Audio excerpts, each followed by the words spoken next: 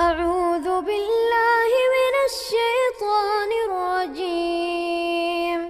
بسم الله الرحمن الرحيم۔ نواس ابن سمعان القلبی کہتے ہیں کہ ایک دن حضور پاک صلی اللہ علیہ وسلم نے دجال کے بارے میں ذکر کیا، اونچاریوں نے اوپر نیچے ہر چیز اس کے بارے میں بیان کی، اور بیان میں اتنی تاثیر تھی ہم نے سمجھا کہ شاید یہ جو باغ ہے نا کھجوروں کا ابھی اسی میں دجال کھڑا ہے۔ حضور پاک نے فرمایا دجال کے علاوہ مجھے اور چیزیں ہیں جس کا مجھے ڈر ہے تم پر۔ دجال بھی فتنہ ہے لیکن اس کے علاوہ بھی اور چیزیں ہیں جس سے مجھے اپنی امت پہ خوف ہے۔ فَإِن يَخْرُجْ وَأَنَا فِيكُمْ، اگر دجال نکلا اور میں موجود ہوا، میری زندگی میں آیا، پھر تو میں ہی اس کا مقابلہ کروں گا، میں ہی کافی ہوں۔ لیکن اگر وہ نکلا اور میں موجود نہ ہوا، یعنی میری موت کے بعد، وفات کے بعد آیا، تو پھر ہر بندہ جو ہے وہ اپنی طرف سے اس کا دفاع کرے گا۔ اللہ تبارک و تعالیٰ میرے خلیفہ ہیں، ہر مسلمان پر نگہبان ہیں، نگران ہیں، اللہ مدد فرمائیں گے۔ آپ نے فرمایا کہ میں تمہیں اس کی نشانیاں بتا دیتا ہوں کہ وہ ایک نوجوان ہوگا، اس کے بال جو ہیں نا وہ گھنگرالے ہوں گے، اور ایک آنکھ اس کی ایسے باہر نکلی ہوگی جیسے چھوٹا سیب کا دانہ ہوتا ہے، اور شام اور عراق کے درمیان سے وہ نکلے گا۔ اس کے بعد پھر وہ یمین شمال ساری دنیا میں جائے گا، کیونکہ دجال جو ہے وہ پوری دنیا میں جائے گا۔ اس کو جیسے کہ ابلیس لعین کو اللہ نے استدراجی قوت عطا فرمائی ہے کہ وہ جہاں چاہے جا سکتا ہے، اسی طرح دجال کو بھی ایک استدراجی قوت ہوگی کہ وہ بھی جہاں جائے جا سکتا ہے، تو ساری دنیا کو نعوذ باللہ وہ پھیرے گا۔ اور ایک قوت اس کے بعد یہ بھی ہوگی کہ وہ زمین کو اگر آرڈر کرے گا، حکم کرے گا کہ اخرجی کنوزہ، کہ اپنے خزانے باہر نکالو، تو زمین کے اندر جو بھی دفن ہے، موتا ہے یا سونا چاندی ہے، سب باہر پڑا ہوگا۔ اور دریاؤں کو جو خشک ہو چکے ہیں حکم کرے گا چلو تو چل پڑیں گے، یعنی اس کے پاس یہ قوت ہوگی استدراجی۔ اسی کو دیکھ کے لوگ جو ہے وہ گمراہ ہوں گے اور زیادہ سے زیادہ برباد ہوں گے، اور اثر اس کا جو ہے وہ یہود سے ہوگا۔ اور اس کے بعد حضور نے فرمایا کہ وہ اس میں یعنی جب مکہ اور مدینے کا رخ کرے گا نا تو اس میں وہ نہیں داخل ہو سکے گا۔ لا يدخلها الطاعون ولا الدجال، حضور نے فرمایا نہ تو طاعون کی بیماری داخل ہوگی اور نہ ہی دجال آئے گا۔ علی انقابها الملائکہ، مکے اور مدینے کی سرحد پر، اس کے حرم کی حدود پر اللہ کے فرشتے پہرا دے کے کھڑے ہوں گے، اگر وہ آنے کی کوشش کرے گا تو اس کو بھگا دیں گے۔ تو اس لیے مکہ اور مدینہ منورہ میں دجال داخل نہیں ہوگا۔ اور اس کے بعد حضور نے فرمایا کہ وہ جب رہے گا تو تم لوگ اپنے عقیدے پہ، اپنے ایمان پہ پکے رہنا۔ قلنا یا رسول اللہ وَلَبْسُهُ فِي الْأَرْضِ، ہم نے پوچھا کہ حضور وہ کتنا عرصہ رہے گا؟ قال 40 یوماً، 40 دن، لیکن وہ دنوں کا فرق ہوگا۔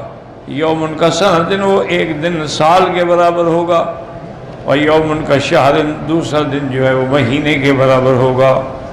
وہ یومن کا جمعہ، اور تیسرا دن جو ہے وہ ایک ہفتے کے برابر ہوگا،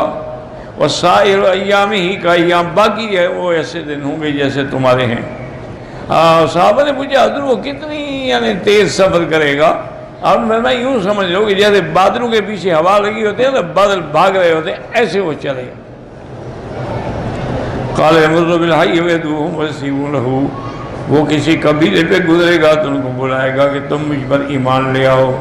وہ اس پر ایمان لائیں گے تو وہ کہے گا اچھا آسمانوں سے بارش برسو تو بارش شروع ہو جائے گی۔ والارض فتنبت، زمین سے کھیتیاں نکل پڑیں گی، برکات ظاہر ہو جائیں گے۔ وَتَرُوحَ عَلَيْهِمْ صَالِحًا مِثْلَ كَانَ ذَرِيعًا وَأَمَدَّهُ خَوَاصِرًا وَأَسْبَغَهُ ذُرُوًا۔ اب ان کے جانور جب جائیں گے وہ چل کے اپنے پیٹ بھر کے آئیں گے، ان کے پیٹ بھرے ہوں گے، پسلیاں باہر پیٹ باہر نکلے ہوں گے، اور ان کے تھن جو ہے دودھ والے وہ بھی بھر چکے ہوں گے دودھ سے۔ وَيَمُرُّ بِالْحَيِّ فَيَدُوهُمْ وَيَرُدُّونَ عَلَيْهِ قَوْلَهُ، اور دوسرے قبیلے پہ گزرے گا، ان کو دعوت دے گا لیکن وہ اس کی بات نہیں مانیں گے۔ فَتَتْبَعُهُ أَمْوَالَهُمْ فَيُصْبِحُونَ مُمَحَّلِينَ لَيْسَ مِنْ أَمْوَالِهِمْ شَيْءٌ، تو وہ نعوذ باللہ اشارہ کرے گا تو ان کے سارے مال شال سب ختم ہو جائیں گے۔ وَيَمُرُّ بِالْخَرْبِ يَقُولُ لَهَا، زمین ایسی جو ویران پڑی ہوگی، اجڑی ہوئی خشک زمین پڑی ہوگی، اس کو کہے گا اخرجی کنوزک، اپنے خزانے نکالو۔ فَتَتْبَعُهُ كُنُوزُهَا كَيَعْصِيبِ النَّحْلِ، زمین کے خزانے نکل آئیں گے اور وہ اس کے پیچھے ایسے چلیں گے جیسے شہد کی مکھیاں آتی ہیں۔ كَانَ وَيَأْمُرُ بِرَجُلٍ فَيُقْتَلْ فَيَضْرِبُهُ بِالسَّيْفِ فَيَقْطَعُهُ جَزْلَتَيْنِ رَمِيَّةَ الْغَرَضِ، ایک آدمی کو بلا کے حکم دے گا کہ اس کو قتل کرو، دو ٹکڑے کر دے گا، دو ٹکڑوں میں اتنا فاصلہ ہوگا، پھر بلائے گا تو آ جائے گا زندہ ہو کے۔ ثم يدعوه ويكبر إليه وبينما هم على ذلك إذ بعث الله عز وجل المسيح عيسى ابن مریم، اب یہی دور ہوگا دجال کے فتنے کا زور ہوگا، اور حضرت عیسیٰ ابن مریم علیہ السلام جو ہیں وہ اللہ کے حکم سے آسمانوں سے اتریں گے، کیونکہ عیسیٰ علیہ السلام آسمانوں پہ ہیں، زندہ ہیں، موجود ہیں، اور اللہ کے حکم سے ان کو زندہ اٹھایا گیا، اور اسی طرح وہ زندہ اتریں گے۔ جب اتریں گے تو وہ آئیں گے کہاں؟ عند المنارۃ البیضاء شرقیہ دمشق، دمشق کی ایک مسجد کے شرقی مینارے پہ اتریں گے۔ بین معروضتین واضعا یدیہ علی اجنحۃ ملکین، دو چادریں آپ نے پہنی ہوں گی اور دو فرشتوں کے کندھوں پہ ہاتھ رکھا ہوگا۔ فَيَتْبَعُهُ فَيُدْرِكُهُ فَيَقْتُلُهُ عِنْدَ بَابِ لُدِّ الشَّرْقِ، یہاں اختصار ہے، تفصیل اس کی یہ ہے کہ جب حضرت عیسیٰ علیہ السلام آئیں گے اور وہ اتریں گے تو میرے آقا نے فرمایا گویا کہ میں دیکھ رہا ہوں کہ عیسیٰ علیہ السلام جب آئیں گے تو ان کے بالوں سے پانی ٹپک رہا ہوگا، یعنی ابھی ابھی وہ جنت سے غسل کر کے آ رہے ہوں گے، اور اس کے بعد مہدی، امام مہدی جو ہیں وہ مصلی پہ کھڑے ہوں گے، کیونکہ ظہور مہدی جو ہے وہ پہلے ہوگا اور نزول عیسیٰ ابن مریم بعد میں ہوگا۔ تو اور یہ مہدی وہ ہے جس کی بشارت حضور نے دی ہے کہ وہ میری نسل سے ہوگا، اس کا نام میرے نام پہ ہوگا، اس کے باپ کا نام میرے باپ کے نام پہ ہوگا، اس کی ماں کا نام میری ماں کے نام سے ہوگا، اور ما بین الرکنین، حجر اسود اور رکن یمانی کے درمیان میں کھڑے ہو کے وہ اپنے مہدی ہونے کا اعلان کرے گا، اور پھر دنیا اس کے ہاتھ پہ بیعت کرے گی۔ تو ان کا دور چل رہا ہوگا۔ تو اب جب عیسیٰ علیہ السلام آئیں گے تو صفیں بن چکی ہوں گی، اذان ہو گئی ہوگی، تکبیر ہو گئی ہوگی، تو حضرت صفیں ٹھیک کر رہے ہوں گے، تو دیکھیں گے کہ عیسیٰ ابن مریم تشریف لا رہے ہیں، تو وہ مصلی سے ہٹنا چاہیں گے، کیونکہ جب اللہ کا نبی آ جائے، پیغمبر آ جائے، تو پھر کوئی مصلی پہ نہیں کھڑا ہو سکتا، کیونکہ نبی جو ہے وہ امام ہوتا ہے امت کا، اور ہمارے آقا تو خیر امام الانبیاء ہے، نہ صرف امت کے نہیں بلکہ انبیاء کے بھی امام ہیں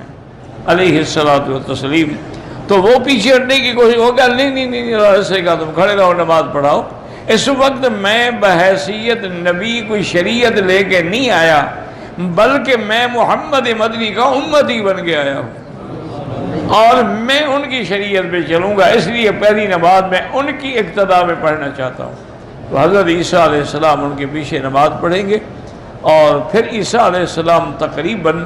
حضور نے فرمایا کہ 40 سال زندہ رہیں گے زمین پر، اور آپ حکم دیں گے بھی تلاش کرو دجال کہاں ہے۔